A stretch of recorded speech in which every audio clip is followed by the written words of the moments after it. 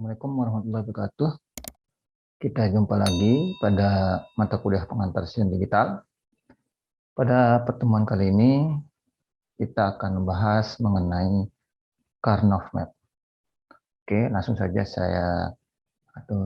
kita ke slide presentasi. Oke.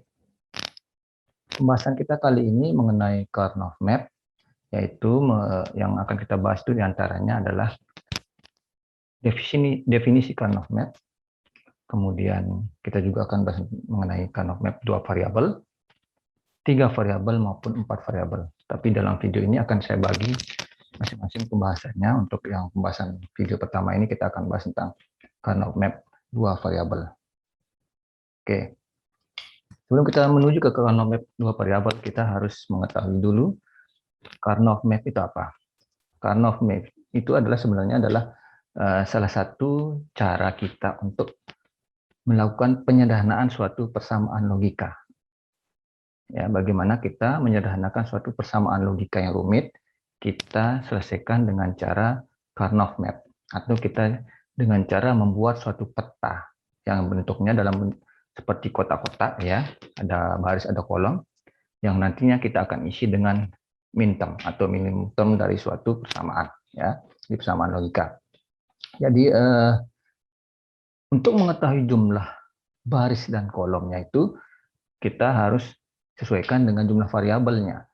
Jika variabelnya ada 2, A dan B, berarti kolomnya adalah 2 pangkat 2 atau sama dengan 4. Oke, kita langsung saja ke Karnov Map 2 variabel, yang artinya di sini ada 2 variabel yang terlibat dalam Karnov Map ini, ya. Ada 2 variabel yang terlibat, yaitu A dan B. Jadi jumlah kolomnya otomatis 2 pangkat 2 sama dengan 4 atau sama dengan kalau kita belajar itu kita samakan dengan belajar matriks 2 kali 2, ya. Nah, bentuk kolomnya, ya, bisa seperti ini, ya. Oke, saya gambarkan saja untuk mudahnya, ya. Jadi untuk penggambaran kolom karena benar 2 variabel bisa seperti gambar yang ditunjukkan ini, yaitu di mana A posisinya ada di bagian horizontal, B di bagian yang vertikal, A di bagian ini, B di bagian ini. Oke. Nah, untuk memudahkan di sini ada notasi 0 dan 1. Tetapi notasi 0 dan 1 ini supaya lebih mudah lagi kita mengingatnya, supaya kalau menggunakan notasi 0 dan 1 mungkin kita akan keliru jika ada suatu persamaan yang diberikan, ya. Jadi di sini kita bisa beri notasi saja, ini adalah sebagai 0, ini adalah sebagai A aksen, ya. Kemudian di sini yang satu ini berarti A, ya.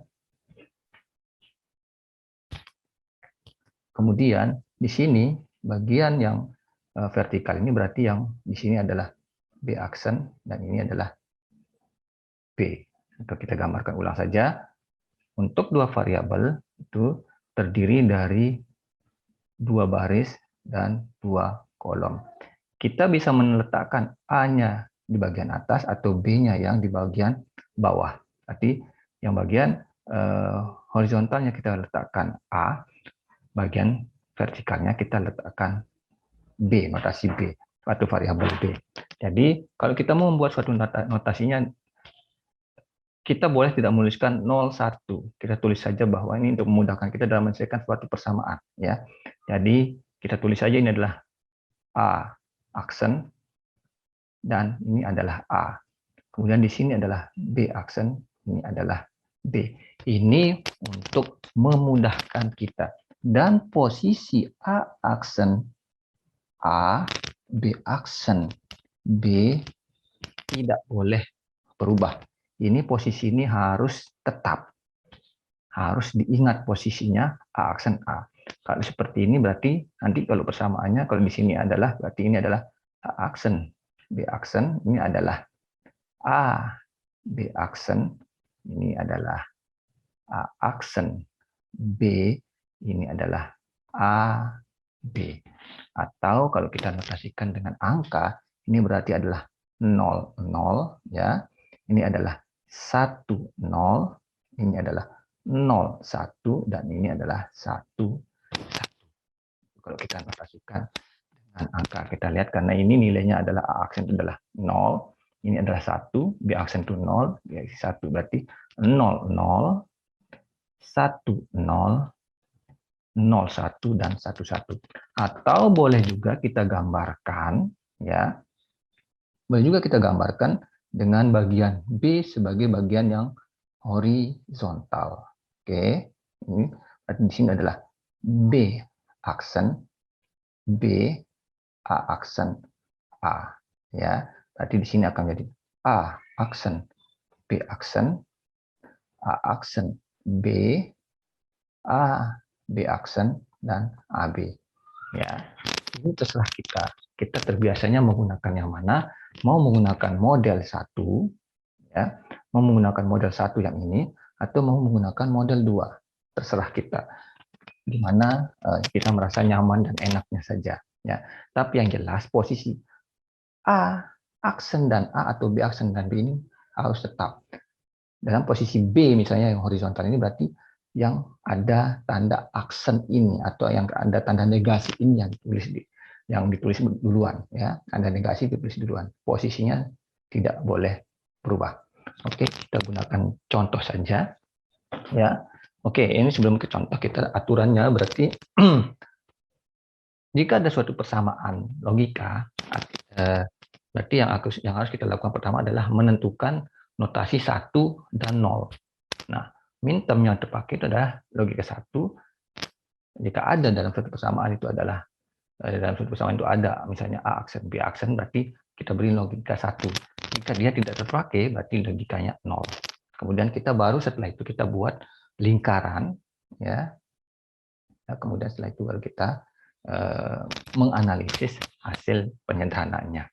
Oke, misalnya seperti ini untuk pemetaan variabelnya yang sudah saya gambarkan tadi, ya. Oke, dengan tabel kebenaran, ya. Ini berarti 00, 10, 01, dan 11.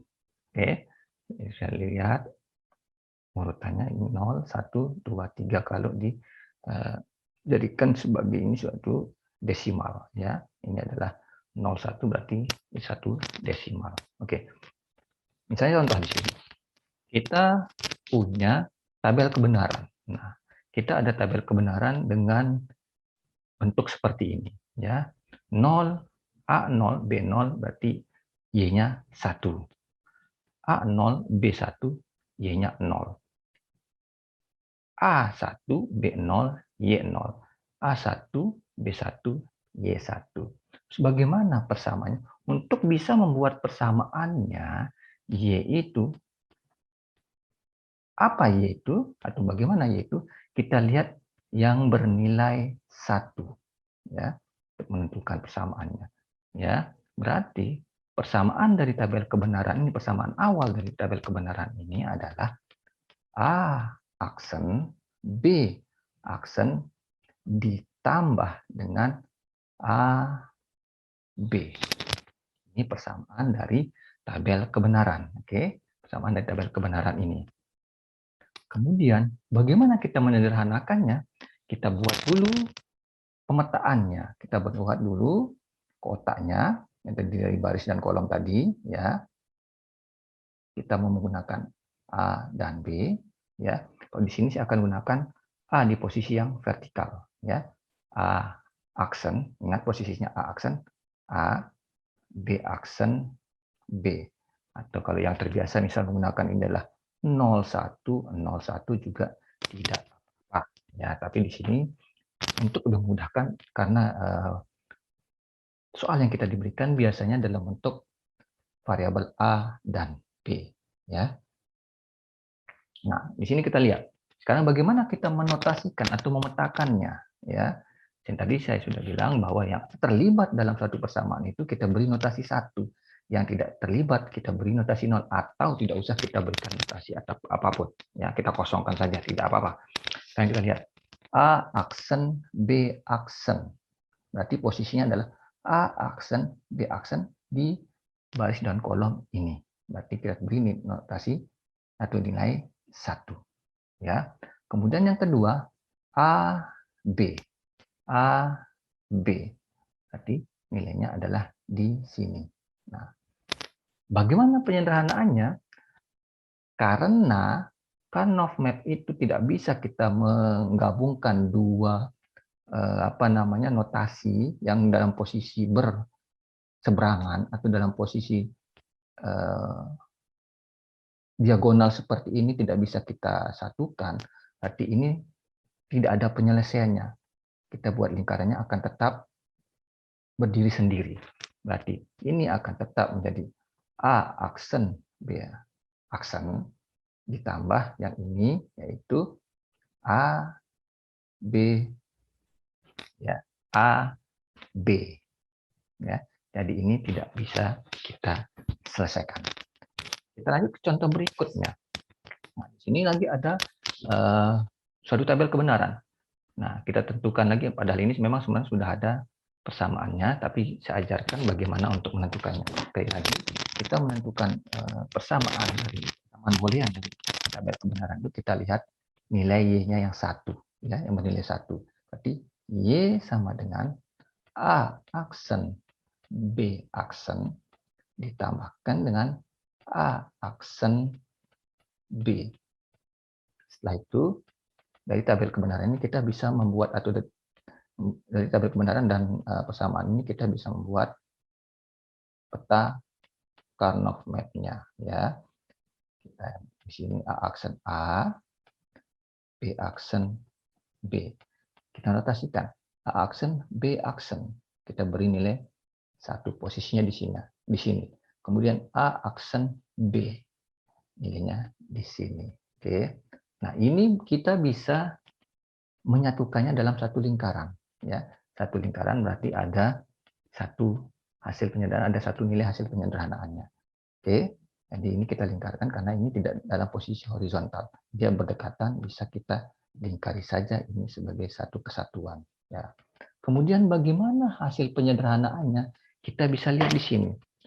Posisi lingkaran ini terletak antara A aksen di bagian barisnya A aksen, ya. Kemudian di bagian kolomnya atau yang horizontal ini terletak di antara B aksen dan B.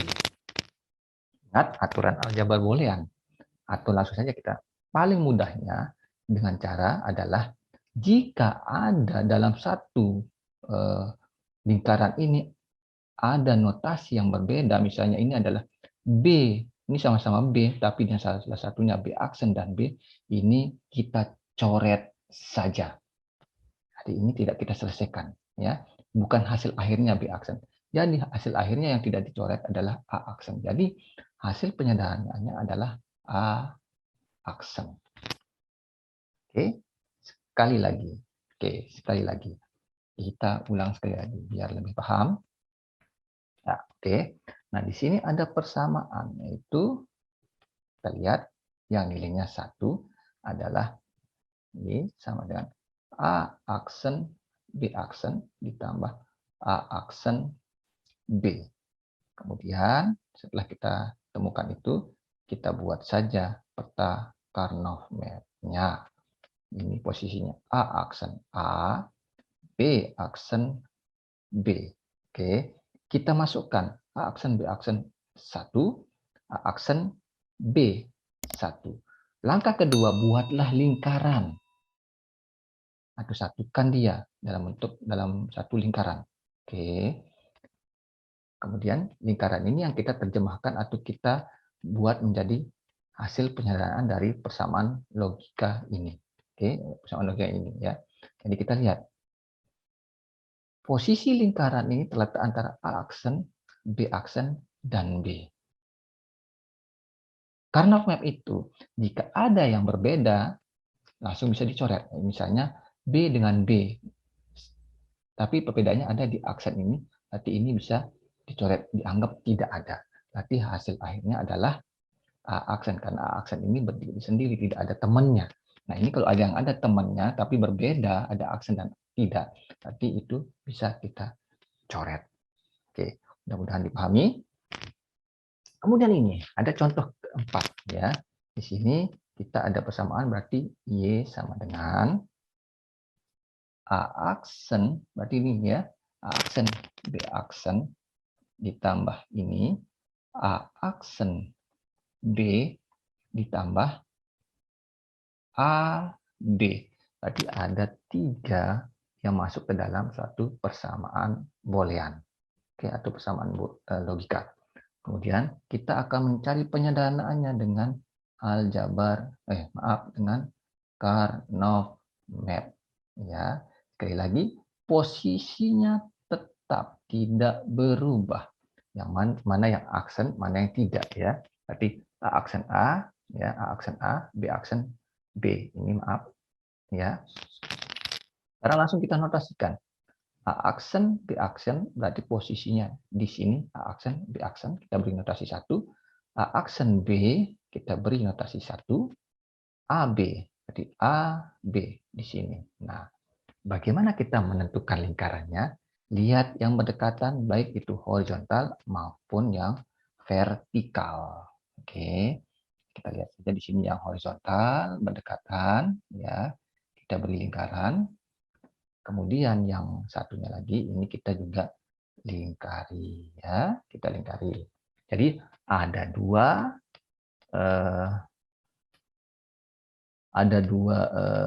bisa kita bilang kita menggunakan 2 gerbang logika N di sini ya, ada dua lingkaran ya. Jadi lingkaran pertama yang ini kita terjemahkan atau kita sederhanakan posisinya di antara A aksen ya, di antara A aksen dan A. Lihat posisinya seperti ini ya. Posisinya ini ya. Posisinya di sini A aksen A dan B. Karena A aksen dan A ini berlawanan, berarti ini bisa dihapus saja, coret saja. Berarti untuk lingkaran pertama ini nilainya adalah B. Oke. Kemudian untuk yang lingkaran kedua yang ini yang dalam posisi horizontal terletak di antara A aksen, B aksen, dan B. Kita bisa lihat B aksen dan B ini berlawanan, kita bisa hapus. Berarti hasil akhirnya adalah A aksen, hasil dari lingkaran kedua. Jadi hasil penyederhanaan dari samaan boolean ini adalah sama dengan akan menjadi A aksen ditambah B. Seperti itu. Ya. Seperti itu penyelesaiannya ya. Jadi bila ada yang berlawanan seperti ini B aksen dan B itu bisa dicoret pada posisi lingkaran yang horizontal ini karena terletak di antara A aksen, B aksen dan B. Jadi B aksen dan B-nya bisa kita coret. Kita anggap jadi hasil penyederhanaan dari lingkaran pertama adalah A aksen. Kemudian dari lingkaran yang ini yang vertikal itu terletak di A aksen A, B. Ini karena berlawanan kita bisa coret saja ya. Kita main coret saja itu untuk memudahkan kita menyederhanakan persamaan logika menggunakan Karnaugh map. Oke. Kemudian di sini contoh 5. Kita diminta untuk menyederhanakan persamaan AB tambah A aksen B tambah AB aksen. Langsung saja kita buat Karnaugh map-nya ya. A aksen A, B aksen B. Jadi A, B posisinya di sini, A aksen B posisinya di sini, A, B aksen di sini. Ya. Jadi kita buat lingkaran 2 lingkaran lagi, 1, 2 ya. Lingkaran pertama, lihat B, A aksen A. Berarti A aksen A-nya coret. Nilainya adalah B. Gampang bukan? Nah, sekarang kita lihat. Di sini terletak di antara A, B aksen dan B. Ini berlawanan, B aksen dan B. Coret. Berarti ini nilainya adalah A. Jadi hasil penyederhanaannya adalah A ditambah B. Selesai. Mudah bukan? Ya. mudah-mudahan pembahasan kali ini kita bisa memahami mengenai Karnaugh map 2 variabel. Oke, di video berikutnya saya akan membahas mengenai Karnaugh map 3 variabel. Sampai di sini dulu untuk pembahasan kali ini mengenai Karnaugh map 2 variabel. Tetap belajar dan mudah-mudahan apa yang saya sampaikan bisa dipahami dengan mudah. Ingat, posisi A dan B-nya tidak boleh berubah. Oke, terima kasih atas perhatiannya. Assalamualaikum warahmatullahi wabarakatuh.